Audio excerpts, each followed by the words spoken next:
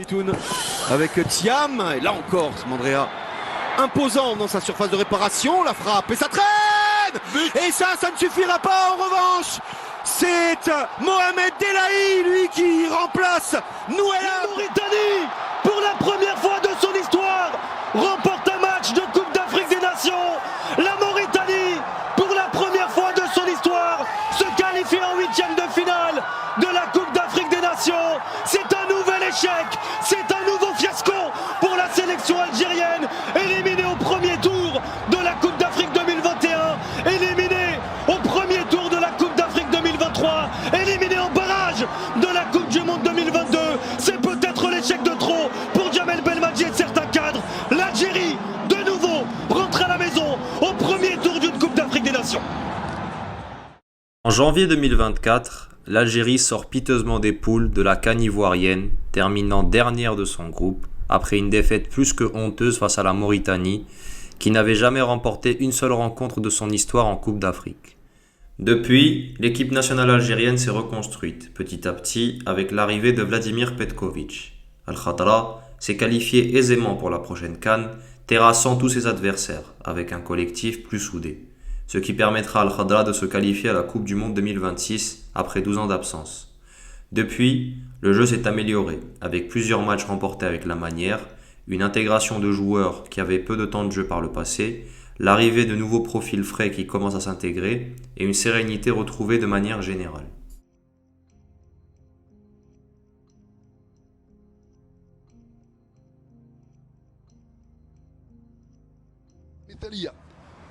اسماعيل بن نصر في الوسط مازا ابراهيم والسلام على التمريرة. يا سلام على التمريرة، هذا ما يريده عمور محمد الأمين، هذا ما يبحث عنه الهدف الأول. الهدف الأول للمنتخب الوطني الجزائري جاء مبكرا مثلما تمنينا، مثلما انتظرنا في بداية الدقيقة 14 في الاستحقاقات القادمة. تصل الكرة على الجهة اليمنى، حات موسى مر، حات موسى خطيرة جدا جزائرية، والثاني للمنتخب الجزائري عن طريق رفيق بالغالي بعد لحظات بسيطة. En novembre 2025, l'équipe nationale algérienne alla réussir son stage en Arabie Saoudite, s'imposant d'abord 3-1 face au Zimbabwe avec beaucoup de maîtrise et montrant une supériorité nette et précise face à l'Arabie Saoudite, malgré 6 joueurs titulaires absents. Lors de ce stage, on a clairement vu plusieurs tests entrepris, que ce soit le mécanisme de jeu, l'aspect tactique, les différents joueurs qui ont eu une opportunité de briller et une structure clairement trouvée.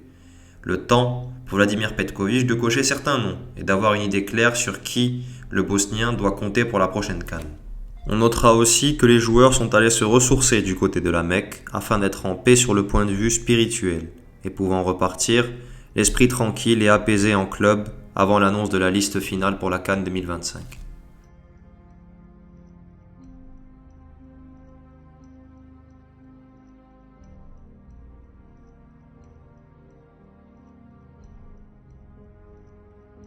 Le samedi 13 décembre 2025, Vladimir Petković annonça sa liste de 28 joueurs qui défendront nos couleurs lors de la prochaine CAN. On notera d'abord la présence de Lucas Zidane qui devrait être le numéro 1 dans les bois. L'actuel portier du Granada Football Club traverse une belle période et arrive prêt pour la CAN. Avec lui, Oussama Benbout et surtout Anthony Mandrea qui fait son retour après avoir touché le fond, réalise une bonne saison avec le Stade Malherbe de Caen, retrouvant un niveau plutôt acceptable. Ce dernier remplace Alexis Gendouzi blessé lors du dernier match avec le Mouloudia. Un coup dur pour le portier du club doyen où on lui souhaite du courage dans cette période difficile. En défense, Semir Chergui, alias le Sergent, qui avait fait un excellent rassemblement de novembre, sera de la partie. Le défenseur central du Paris FC aura à cœur de tout donner pour la messe continentale, au même titre qu'un Zinedine Belhaid qui se voit logiquement être appelé à l'instar de Chergui, après avoir fait un top rassemblement qui lui a permis de sécuriser sa place. On notera les retours de Mohamed Amin Tougaï qui a fait une coupe arabe intéressante, tandis que Youssef Attal est appelé pour le facteur expérimental et groupal. En attaque, on notera l'arrivée de jeunes joueurs frais, avec d'abord Adel Boulbina, qui aura brillé lors de la dernière coupe arabe. L'ailier del Douhail voit enfin tous ses efforts récompensés, au même titre que Redouane Berkane, qui aura montré de belles choses au Qatar. Une opportunité en or s'offre alors pour le jeune duo des A', qu'il faudra saisir s'ils veulent valider leur place et permettre à l'Algérie de gagner 2 armes offensives supplémentaires. Pour ce qui est des joueurs écartés, on notera la non-présence de Elias Benkara, qui avait été appelé en novembre dernier, au même titre que Yassine Titraoui non appelé malgré une présence en novembre. L'écartement de Nabil Bentaleb, qui était pressenti pour être dans la liste finale, au même titre que Himed Abdelli, non convoqué malgré de belles performances du côté de la Ligue 1. Pour le reste, rien à signaler au moment où je tourne la vidéo.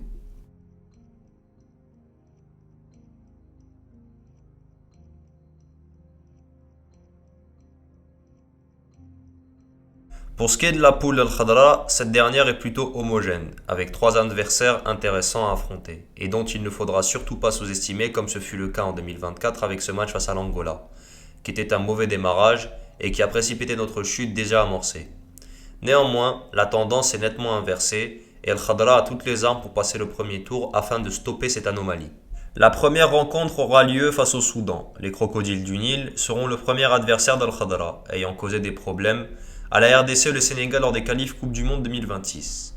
Le Soudan a réussi à se qualifier à la CAN 2025, terminant derrière l'Angola, mais réussissant à battre le Ghana qui a arraché sa qualification au Mondial 2026.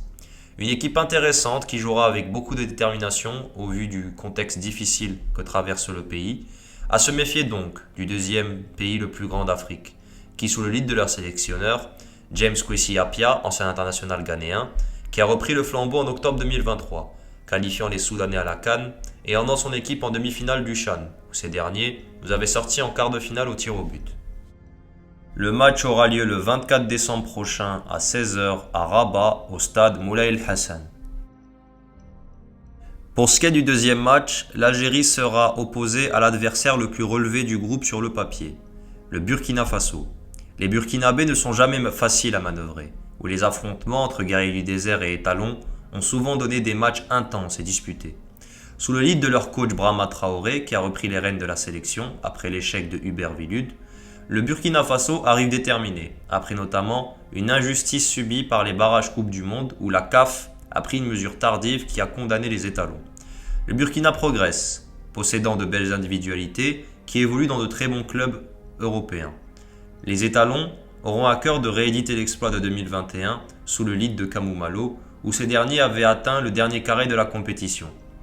Le deuxième match aura lieu le 28 décembre 2025 au stade Moulay Hassan à 18h30. Pour le dernier match des poules, les Verts croiseront le fer face à la Guinée équatoriale. Le Nzalang national a déjà donné certaines difficultés aux Verts par le passé, avec cette triste défaite 1-0 lors de la CAN 2022 organisée au Cameroun, même si les Verts ont réussi à prendre leur revanche récemment avec cette victoire 2-0 en qualif CAN 2025 à Oran. La Guinée équatoriale traverse une phase de moins bien, ayant connu une crise institutionnelle difficile avec des joueurs en colère vis-à-vis de leur fédération. La Guinée équatoriale s'est aussi vue infliger une sanction de 6 points par la FIFA, ce qui a compromis encore plus leur objectif pour la qualification Coupe du Monde 2026.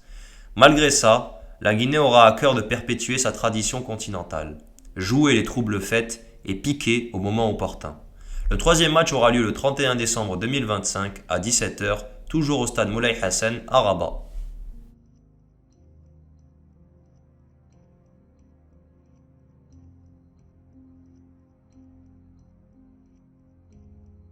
Pour ce qui est des chances des Verts, Al-Khadra est armé pour faire un beau tournoi. Un coach excellent sur le plan tactique, un vestiaire uni, des automatismes, un mécanisme de jeu et une sérénité retrouvée. L'effectif est pléthorique. Les joueurs sont en forme avec un rajeunissement effectué par le coach.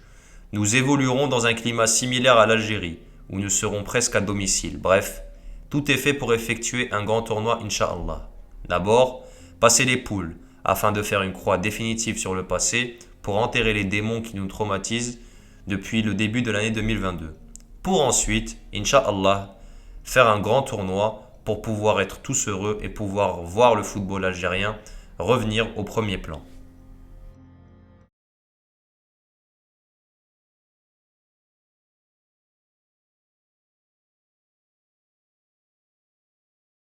Comme vous le savez, l'Algérie entrera en lice le 24 décembre prochain face au Soudan. L'enjeu est de taille. En effet, l'équipe se doit de rendre fier son peuple avec, on l'espère, une belle compétition à la clé. Je voulais m'attarder sur ce point à titre personnel et envoyer un message aux supporters algériens. Soyons derrière nos joueurs, notre coach et notre pays. L'unité doit absolument être considérée pour faire quelque chose d'intéressant et d'important. Soyons derrière notre pays pendant un mois afin de faire une partie exemplaire. Dernier message aux joueurs. Le dernier match remporté par l'Algérie en CAN fut le 21 juillet 2019 en Égypte. Il est temps de réparer cette anomalie. Faites-le pour vous, vos familles, pour le peuple et pour le drapeau. 1, 2, 3, viva l'Algérie, Sahito. Voilà, merci d'avoir regardé cette vidéo. N'hésitez pas à liker, partager, vous abonner, commenter pour le référencement. Je vais essayer de vous proposer le meilleur contenu pour la CAN. Donc soyez présents. Merci pour votre soutien.